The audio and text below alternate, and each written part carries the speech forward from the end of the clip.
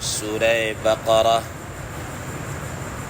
آیت نمبر 285۔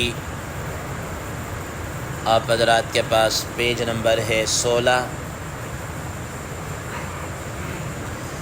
اعوذ باللہ من الشیطان الرجیم، بسم اللہ الرحمن الرحیم۔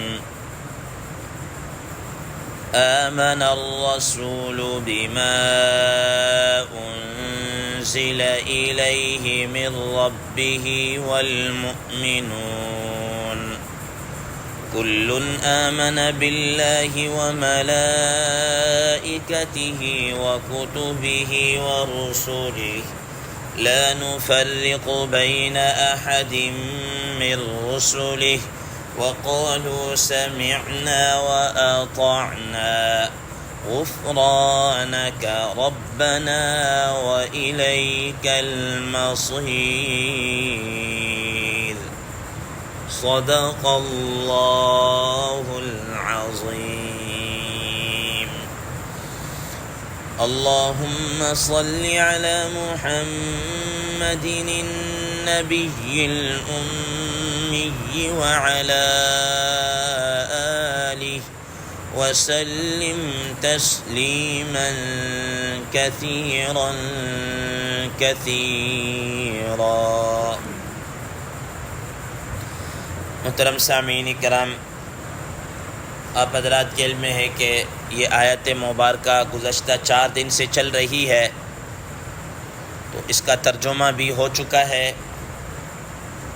اس آیت مبارکہ کے اندر اللہ تبارک و تعالی نے ایمان کے جو بنیادی ارکان تھے ان کو بیان کیا، جن میں سے ایمان باللہ ہے، اللہ تبارک و تعالی کی ذات اقدس پر ایمان لے کر آنا، اور پھر دوسرے نمبر پر اس کے فرشتوں پر ایمان لے کر آنا۔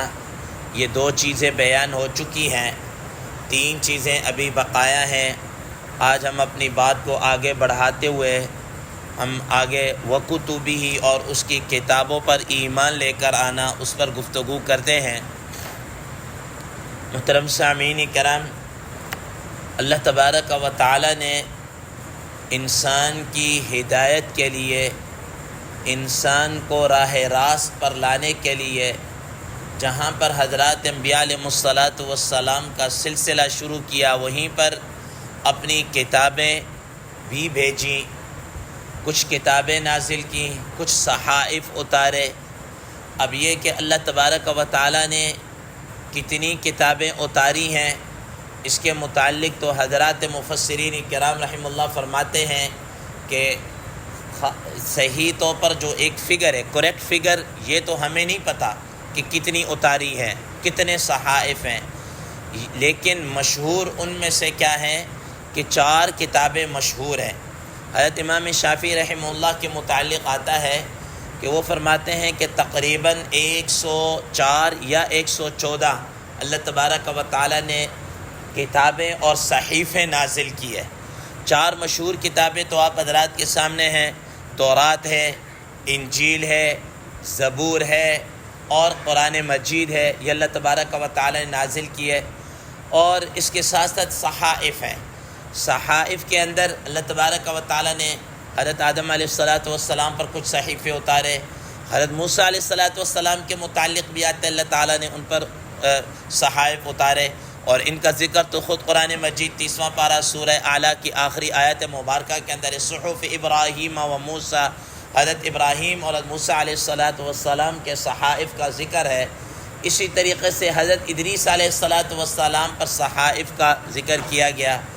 تو محترم سامعین کرام، تو اللہ تبارک و تعالی نے یہ صحائف اور یہ کتابیں انسان کی ہدایت کے لیے اللہ تبارک و تعالی نے اتاری ہیں۔ محترم سامعین کرام، اب ہم نے یہ دیکھنا یہ ہے کہ ان پر کس حد تک ہم نے ایمان لے کر آنا ہے، کس حد تک ہم نے ان کو ماننا ہے۔ تو اس بارے میں حضرات مفسرین کرام رحمہ اللہ فرماتے ہیں کہ یہ بات ذہن نشین رہے کہ یہ جتنی بھی کتابیں ہیں، اس پر ہمارا ایمان ہے کہ اپنے اپنے وقت میں اللہ تبارک و تعالیٰ کی طرف سے نازل کردہ کتابیں تھیں اور بالکل صحیح تھی، اس پر ہمارا ایمان ہے۔ لیکن جب سے قرآن مجید اللہ تبارک و تعالیٰ نے نازل کیا، قرآن مجید نے آ کر ان کتابوں کو منسوخ کر دیا ہے۔ اب وہ جو ان کے اندر احکامات ہیں وہ اللہ تبارک و تعالیٰ نے اس کو جدید شکل کے اندر بھی قرآن مجید کے اندر نازل کر دیا۔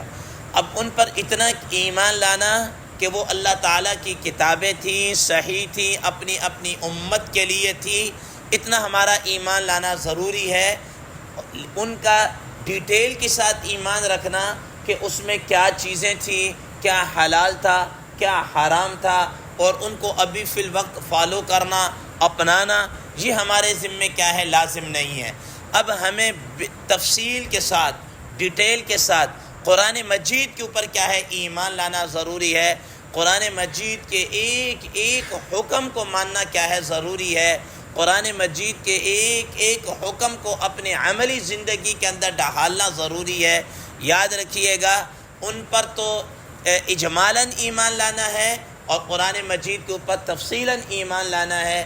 اگر قرآن مجید کے کسی ادنا سے ادنا حکم کو بھی اگر ہم نے ٹال دیا، چھوڑ دیا، نہ مانا، انکار کر دیا، یا اس کی کسی آیت کا، یا اس کے کسی حرف کا، یا اس کے کوئی اور اس کے اندر ہمیں کوئی ڈاؤٹ ہو گیا، شک و شبہ کچھ بھی ہو گیا، تو یاد رکھیے گا ہمارا ایمان نہیں ہے، ہمارا ایمان نہیں ہے۔ تو اس قرآن مجید کے اوپر پورے کا پورا ایمان لانا کیا ہے، ضروری ہے کہ یہ اللہ تبارک و تعالیٰ نے اتارا ہے۔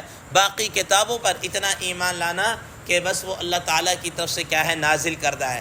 اور چونکہ آپ حضرات کے علم میں ہے کہ وہ کتابیں جب نازل ہوئیں، اللہ تبارک و تعالیٰ نے نازل کر کے ان اقوام کے حوالے کر دی، ٹھیک ہے، کہ یہ اللہ تعالیٰ کا کلام ہے، اب اس کی حفاظت کرنا، اس کو سنبھالنا، پڑھنا پڑھانا یہ تمہارا کام ہے۔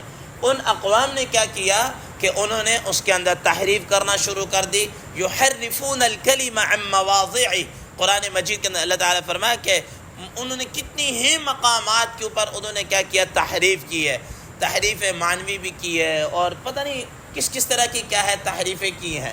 محترم سامعین کرام، آپ حضرات نے کئی مقام پر پڑھا ہوگا، رسول اللہ صلی اللہ تعالیٰ علیہ وسلم کے پاس جب یہود آیا کرتے تھے کسی معاملے کے اندر تصفیہ کے لیے، کوئی مسئلہ دریافت کرنے کے لیے کہ ہمیں ہماری تورات یا ہمارے متعلق بتایا جائے یا ہمیں اس کے متعلق بتایا جائے، رسول اللہ صلی اللہ تعالیٰ علیہ وسلم کو بتا دیتے تمہاری کتابوں کے اندر یہ بات لکھی ہوئی ہے، یہ ہے، فلاں ہے، لیکن وہ اس کو چھپا لیا کرتے تھے، وہ چھپا لیا کرتے تھے۔ تو محترم سامعین کرام، ہمیں چاہیے کہ ان کتابوں پر بھی ایمان رکھیں اور اس پر بھی۔ آج بھی موجودہ جو بائبل ہے، تقریباً اس کے اندر بائبل کے اندر تورات بھی ہے اور انجیل بھی ہے اور کچھ صحائف بھی ہیں، تقریباً 39 کے قریب کچھ صحائف اور یہ انہوں نے اکٹھے کیے ہوئے ہیں، اور اس کے اندر بھی آپ 100% انسان شور نہیں ہے کہ یہ جناب اللہ کیا ہے، یہ اتھینٹک ہے، یہ ایسا نہیں۔ ہاں، ہم انہی باتوں کی تصدیق کریں گے کہ وہ باتیں جو قرآن ان کی تصدیق کر رہا ہے، حدیث مبارکہ ان کی تصدیق کر رہی ہے، ہم ان پر بھی کیا رکھیں گے، ایمان رکھیں گے۔ ہمارے لیے اب جو شورٹی ہے، جو اتھینٹک ہے، وہ کتاب یہ اللہ تبارک و تعالیٰ کی آخری لاریب اور لازوال کتاب جو قرآن مجید کی شکل میں ہے وہی ہے۔ تو فرمایا وَكُتُبِهِ، اور ان کی کتابوں پر ایمان لانا یہ ایمان کے بنیادی ارکان میں سے ہے۔ آگے فرمایا وَرُسُلِهِ، اور چوتھے نمبر پر اس کے رسولوں پر کیا ہے، ایمان لے کر آنا، رسولوں کے اوپر ایمان لے کر آنا۔ محترم سامعین کرام، اللہ تبارک و تعالیٰ نے جہاں کتابیں بھیجیں وہیں پر ہی اللہ تبارک و تعالیٰ نے ساتھ ساتھ اپنا نبی بھی بھیجا۔ ایسا نہیں ہے کہ کوئی اس کتاب کی اپنی منمانی تشریح کرنا کیا ہے، شروع کر دے، ورنہ تو جتنے منہ اتنی باتیں، بات بات کی بولی ہوگی۔ اس لیے اللہ تبارک و تعالیٰ نے کیا کیا، حضرات انبیاء علیہ السلام کو بھی بحیثیت معلم کیا ہے، بنا کر بھیجا۔ یہی وجہ ہے رسول اللہ صلی اللہ تعالیٰ علیہ وسلم نے فرمایا بعثت معلما، کہ مجھے معلم کیا ہے بنا کر بھیجے گا، معلم انسانیت بنا کر کیا ہے بھیجا گیا۔ تو محترم سامعین کرام، اب یہ کہ حضرات انبیاء علیہ السلام کتنے ہیں، ان کی تعداد کتنی ہے، اس کے متعلق بھی حضرات مفسرین کرام رحم اللہ فرماتے ہیں کہ بعض ضعیف روایات کے اندر آتا ہے کہ کم و بیش 1,24,000 حضرات انبیاء علیہ السلام آئے، اور ایک دوسری روایت کے مطابق فرمایا کہ 2,24,000 انبیاء علیہ السلام آئے ہیں۔ اسی وجہ سے حضرات مفسرین کرام رحم اللہ فرماتے ہیں کہ جب انسان یہ بتائے نا کہ اللہ تبارک و تعالیٰ نے اتنے نبی بھیجے ہیں، تو ایسا کریکٹ فکر نہ بولے کہ اتنے ہی بھیجے، بلکہ یہ کہ کم و بیش 1,24,000، کم و بیش 1,24,000، 1,24,000 سے کم بھی ہو سکتے ہیں اور 1,24,000 سے بیش بڑھ بھی سکتے ہیں، زیادہ بھی ہو سکتے ہیں۔ اس لیے ہمیں یہ فگر ساتھ کیا ہے بولنا چاہیے، 1,24,000 کم و بیش حضرات انبیاء علیہ الصلوۃ و اللہ تبارک و تعالیٰ نے بھیجا۔ حضرت ابو ذر غفاری رضی اللہ تعالی عنہ نے نبی صلی اللہ تعالی علیہ وسلم سے پوچھا کہ اللہ کے نبی سب سے پہلے نبوت کہاں سے آئی؟ فرمایا کہ سب سے پہلے نبوت اللہ تبارک و تعالی نے سیدنا آدم علیہ السلام کو دی۔ فرمایا کہ کیا وہ اللہ کے نبی تھے؟ کہاں ہاں، وہ اللہ کے نہ صرف یہ کہ نبی تھے بلکہ اللہ تعالیٰ نے ان سے ہم کلام بھی ہوئے، ان سے ہم کلام بھی ہوئے۔ تو اللہ تبارک و تعالی سب سے پہلے آدم علیہ السلام کو مبعوث فرمایا، اور پھر آخر میں آ کر نبوت کا دروازہ خود نبی کریم صلی اللہ تعالی علیہ وسلم پر آ کر کیا ختم کر دیا۔ تو یہ تمام حضرات انبیاء علیہ السلام پر ہمارا ایمان لانا کیا ہے ضروری۔ اور ایسا نہیں ہے کہ ہم کسی نبی کو کیا کر دیں، جھٹلا دیں، کسی نبی کا انکار کر دیں جیسا کہ یہود و نصارہ نے کیا ہے۔ ایسا نہیں ہے کہ نؤمن ببعض ونکفر ببعض، خود قرآن مجید ان کے متعلق فرمایا کہ ہم بعض پر ایمان لائیں گے، بعض کا ہم انکار کریں گے۔ اب انہوں نے کیا کیا، یہود نے حضرت عیسیٰ علیہ السلام کو نہیں مارا، تو عیسائیوں نے ضد کے اندر آ کر حضرت موسیٰ علیہ السلام کا انکار کر دیا۔ وقالت الیہود لیست النصارى علی شیء وقالت النصارى لیست الیہود علی شیء، ٹھیک ہے، کہ ایک دوسرے کا انکار کر دیا۔ تو محترم سامعین کرام، ہمیں یہ ہے کہ سارے حضرات انبیاء علیہ السلام کو کیا ہے ایمان لانا، اس طور پر کہ اپنے اپنے وقت کے اندر اللہ تبارک و تعالیٰ کی طرف سے وہ نبی برحق تھے۔ اللہ تعالیٰ نے امتوں کی ہدایت کے لیے نبی بھیجا۔ لکل قوم ہاد، ہر قوم کے لیے کوئی نہ کوئی رہبر اور رہنما، کوئی نہ کوئی پیغمبر ضرور تھا، اللہ تبارک و تعالیٰ نے بھیجا۔ بلکہ بسا اوقات تو ایک ایک وقت میں کئی حضرات انبیاء علیہ السلام کو بھی اللہ تعالیٰ نے مبعوث کیا ہے، ٹھیک ہے، لیکن سب سے آخر میں رسول اللہ صلی اللہ تعالیٰ علیہ وسلم کو بھیجا۔ اب ہمیں رسول اللہ صلی اللہ علیہ وسلم پر دو حیثیتوں سے ایمان لانا ہمارا ضروری ہے۔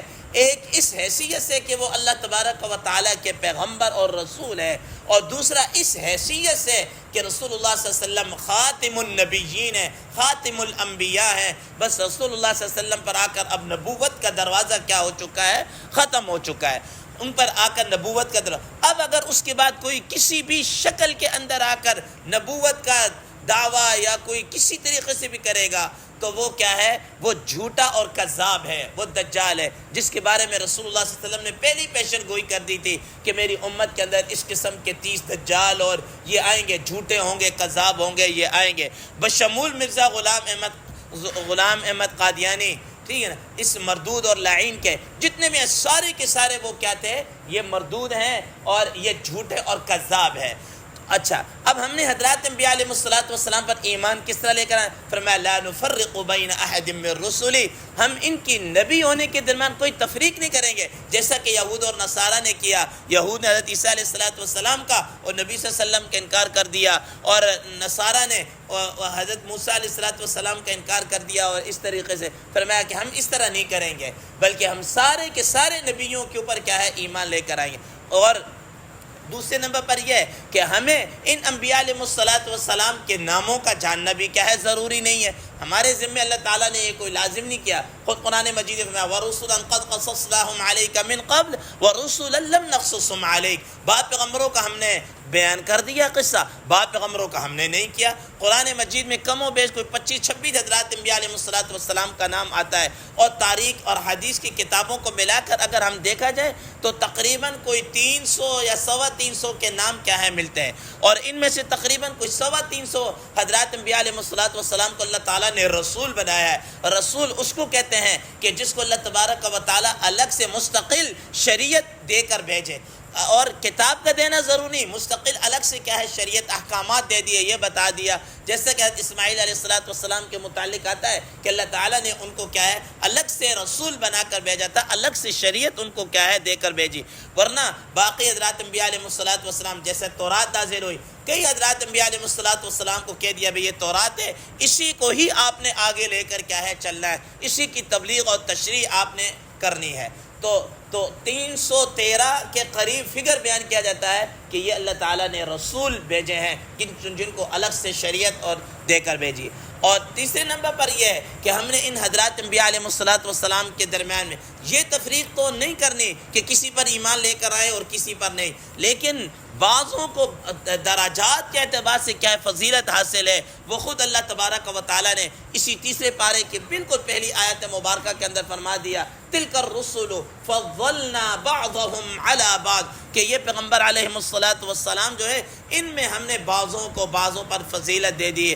حضرات مفسرین کرام رحم اللہ فرماتے ہیں کہ سب سے افضل اور اعلیٰ مرتبہ کے اعتبار سے جناب نبی کریم صلی اللہ تعالی علیہ وسلم ہے. اللہ تعالیٰ کی ساری مخلوق میں اللہ تبارک و تعالیٰ کے بعد کس کا اگر درجہ ہے تو وہ نبی کریم صلی اللہ تعالی علیہ وسلم ہے، اور اس کے بعد حضرت ابراہیم علیہ السلام کا مقام، اور اس کے بعد حضرت موسیٰ علیہ السلام کا مقام، اس کے بعد باقی حضرات انبیاء علیہ السلام کا کیا ہے مقام اور مرتبہ ہے. تو فرمایا کہ یہ ایمان کے ارکان میں سے کہ اللہ تبارک و تعالیٰ کی ذات اقدس پر ایمان لے کر آنا، فرشتوں اور ملائکہ اور ان سب چیزوں پر ایمان لے کر آنا، اور ان کے رسولوں پر. وقالوا سمعنا واطعنا غفرانک ربنا والیک المصیر، کہا کہ ہم حضرات صحابہ کرام رضوان اللہ تعالی علیہم اجمعین کی مدح کو بیان کر دیا، سمعنا واطعنا، کہ ہم نے سنا اور ہم نے کیا کر دیا، اطاعت کی. انشاءاللہ اس کے متعلق وقت زیادہ ہو رہا ہے، انشاءاللہ کل اس کے متعلق ذکر کریں گے. اللہ تبارک و تعالی عمل کی توفیق عطا فرمائے. وآخر دعوانا ان الحمد للہ رب العالمین.